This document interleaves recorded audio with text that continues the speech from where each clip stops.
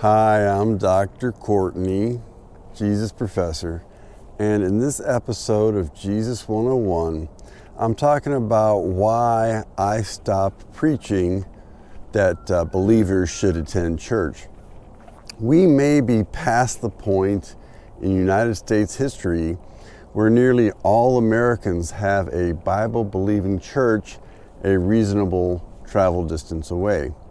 There were only a few people come to Jesus when Paul preached in Athens, and there is no evidence that a church was formed there. What were Athenian Christians to do in those days? Travel the 60 miles to Corinth? Well, not every week. There's nothing wrong with small meetings in homes. There's no need to attend these 501c3 institutions on the corner that most Americans grew up with. Or would you defend the nonsense that if it's not a 501c3, it doesn't count?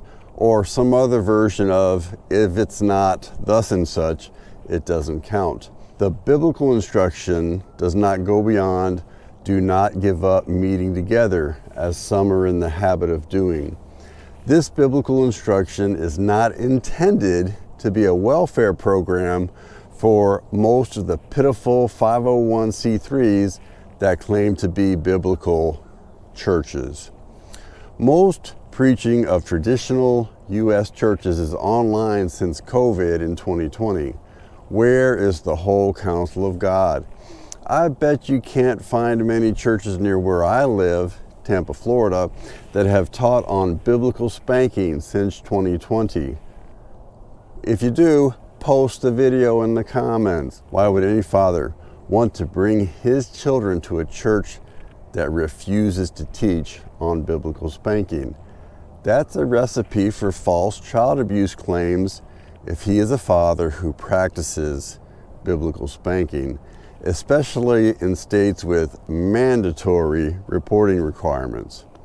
Finally, where are the churches who rebuke elders publicly as Scripture instructs for pornography use?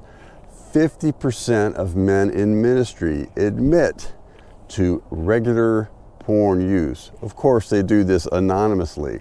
A church that refuses to expose pornography use in its own ministry will simply not have that kind of access to my wife or my daughters or my sons for that matter. I am definitely not a lone wolf. And I don't advocate for followers of Jesus to be isolated from other believers. But this perverse 501c3 welfare nonsense is not something that any follower of Jesus has to sign up for. We have liberty in Jesus. We don't have to go to the 501c3s. The good life is the land where the big grapes grow, milk and honey flow from the morning till the night, and everybody's singing Jesus. Yeah, the good life is the land where the big grapes grow, milk and honey flow from the morning till the night, and everybody's singing to Jesus. Oh, I love Jesus. La la la la la la.